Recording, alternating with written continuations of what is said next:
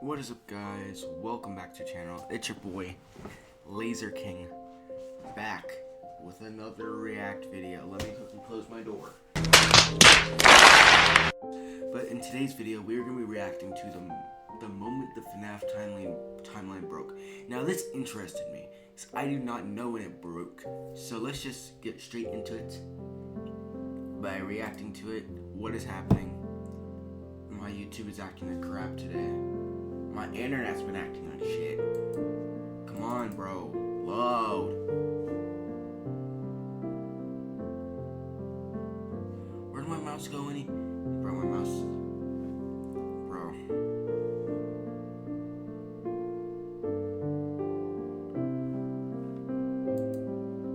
There we go. Creating the Five Nights at Freddy's timeline is a very interesting experience because no matter how many videos you watch, everyone's timeline is going to look different. Even though everyone is dealing with the same games, no one is able to... Yeah, they're all dealing with the same games, guys. Don't worry, it's all the same. Stop it. Get some help. Details to share versus not share in the games. On top of that, Scott created a book trilogy that takes place in a different timeline, but has a lot of the same characters and plot points as the games. Then, Scott started putting characters and plot points from the books into the games. Such as William Afton and Henry. Scott started using the book trilogy to... That's okay, genius. Which then motivated the community to try and do the same thing. This one decision opened the door to a world of new possible theories about this franchise. And in my opinion, there's no better example of this than this kid. This kid, as far as we... Shut your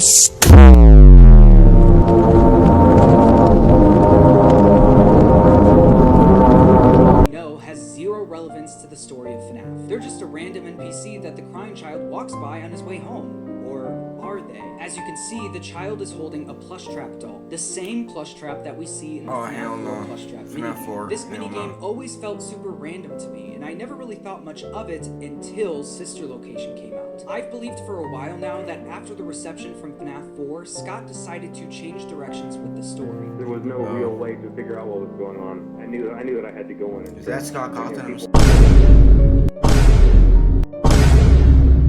Really happy with this. You know, I need to make another game. I need to kind of round this again. This was when he decided to write the Silver Eyes trilogy and release Sister Location. I believe that the Silver Eyes trilogy and Sister Location were conceptualized at the same time, with them both being released less than a year apart from each other. And there's certain details from the books that I believe show up in Sister Location. In Sister Location, you get to see a map of the entirety of Afton's underground bunker. On this map is every room we visit in Sister Location, but also every place we visit in FNAF 4, including the bedroom, the house, Fredbear's, and the minigame. That is actually pretty cool. I did not know that.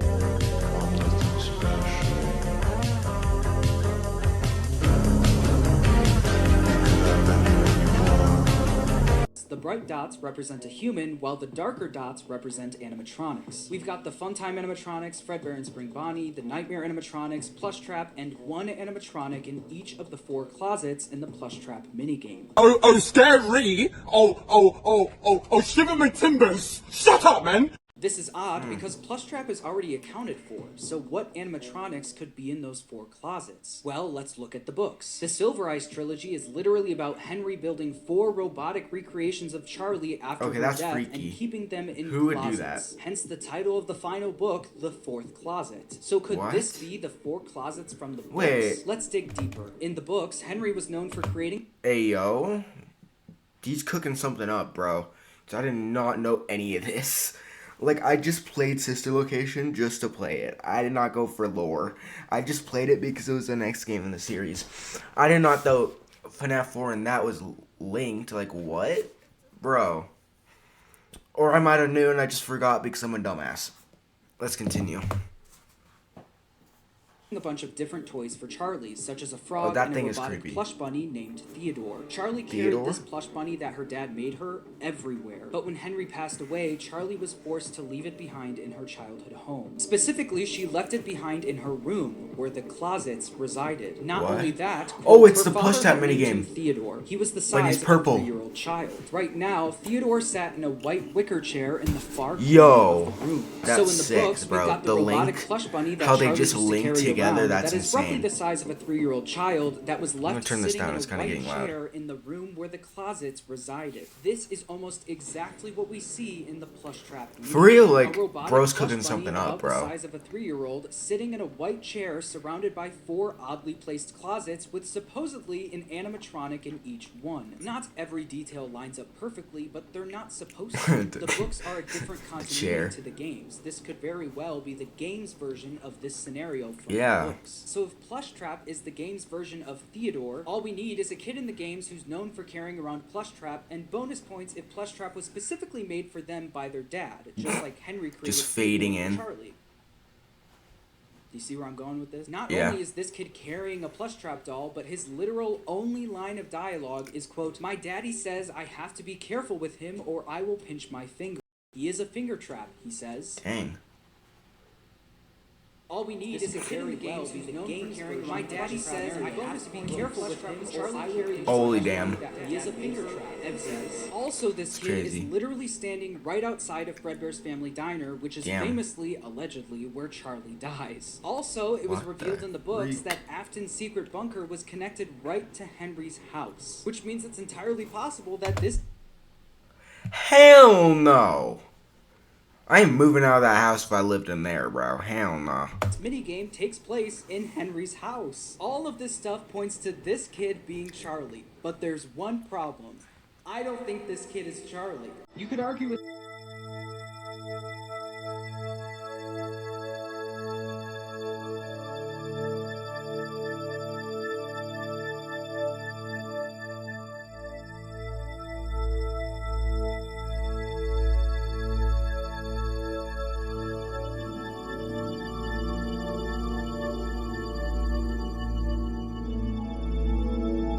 That's not look fun to have.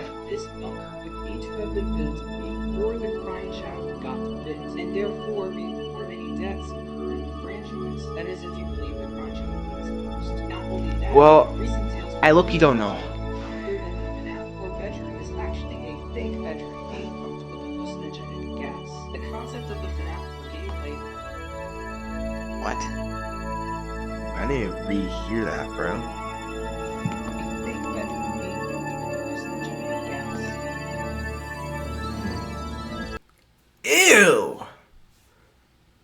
Bro, William, you're on something, bro. Nah. This is just weird. The concept of the FNAF 4 Like, gameplay holy is William literally Shakespeare Afton looking running all, fear bruh. experiments on people. This throws William a huge Afton, wrench what in are the you on, timeline, bro? because why would Afton build this underground Nah. bunker and be running these experiments all the way back in 1983 before anyone even 1983? dies yet? He has no motivation to be doing any of this. On top of that, this bunker was clearly built with Circus Baby and the Funtime animatronics in mind. So if Afton was down here monitoring the crying child, the Funtimes had to have been built before his death, which seems way too early. Even in the books, Afton doesn't create the Funtimes until way after 1983. All of these problems arise because of Oh, yeah, this now I'm man getting and confused. this What- plushie with what? a walkie-talkie sitting on the desk. But I do think there are solutions to this. Like I said before, it was revealed in a recent Tales from the Pizzaplex book that the FNAF 4 gameplay is Afton running fear experiments on people. This bedroom Okay, isn't William above Afton's ground weird, like bro. we He's always on thought, something, it's bro. Hell no. underground in the bunker. Afton literally built a whole makeshift bedroom in this bunker. And if he was able to do that, I think it's entirely possible that this isn't the house and Fredbear's that we see in FNAF 4, but a replica of it built by Afton to also run fear experiments on people. I genuinely think that Afton was trying to replicate what happened with the crying child, recreating his daily walk to Fredbear's and his nightmares every night. That would mean that the Fredbear plush from FNAF 4 was an imaginary friend, and the surveillance system we see in Sister Location was for the people Afton was running experiments on, trying to replicate the crying child's imaginary friend Fredbear. This is backed up in the survival logbook. On this page in the survival logbook, it says, quote, "Do you have a stuffed animal or blanket that you took with you everywhere? What about an imaginary friend?" With a giant picture of the Fredbear plush at the bottom. It just makes so much more sense for it to be an imaginary friend. It knows things like where Mike is hiding and what specifically the crying child saw. It Hell no, I instructs do the not crying know- child to wanna know leave about Fredbear's where- and even call for help Well, once I don't even know confronted what I'm with a saying Fredbear anymore. suit. Not only is William that guy knows where I'm hiding? Hell nah. Upstairs and help his kid if he wanted to. He doesn't need to talk through a Fredbear plush. Also, we literally see Afton helping someone put on a suit in the back room while the Fredbear plush is speaking, which would make it impossible for Afton to be speaking through the plush. We also have the FNAF movie, where we see Michael's younger sibling Abby literally having conversations with her plushies. The problem all these years is that there's evidence for both possibilities, and I think that's because technically both are right. I think what this is Afton trying to recreate his son's imaginary friend while replicating every moment that occurred before his death, forcing others to go through what his son went through. This allows the fun times yeah, this guy's evil, bro. Hell no, I don't want to be experiencing that crap. Giving Afton proper motivation and just making more sense overall. Another thing that absolutely breaks the timeline is the design of the withered animatronics, and if an unwithered version of them ever existed. Some people think the original Freddy Fazbear looked more like the FNAF 1 design, and other people think the original Freddy looked more like Withered Freddy. They're obviously two different designs, but which one was the original? Well, there's evidence for both sides. In FNAF 6, we literally get a logo for Fazbear Entertainment featuring an unwithered Withered Freddy. But recently, we've gotten Faz tokens where it says, since 1983, Freddy Fazbear's Pizza with FNAF 1 Freddy's face on it. In FNAF 2, we get these dream sequences featuring FNAF 1's Freddy, Bonnie, and Chica on stage. This is great until you remember that FNAF 2 is a prequel. The FNAF 1 versions of these animatronics should not exist yet. So how are these designs showing up in someone's nightmares? Unless the FNAF 1 version of the characters is what they looked like.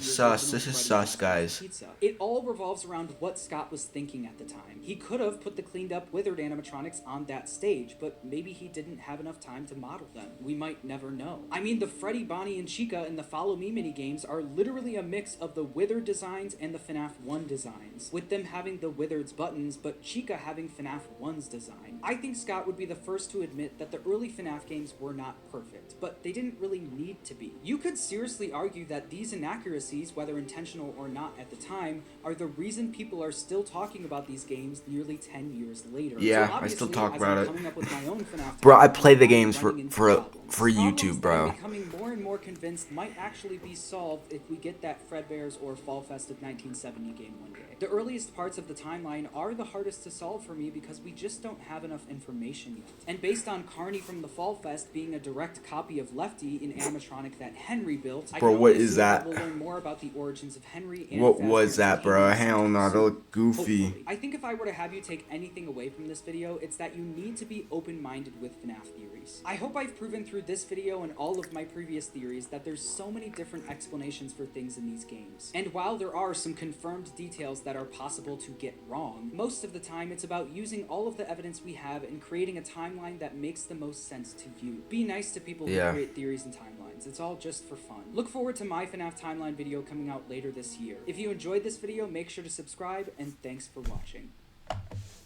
Creating a Five Nights at Freddy's timeline is why'd I just restart it? Oh, there's a lot to take out of this. Oh god, that was something.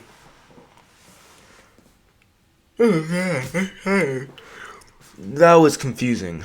I got confused like 8 times, bro. Holy off.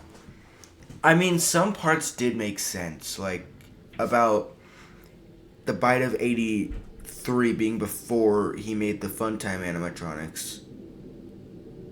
And all that mishmash type stuff confused me. Yeah, the FNAF timeline is confusing. I might make my own timeline later on this year. But I hope you guys did enjoy this video. I'll be more updated on making more videos, but see you guys in the next one. Peace.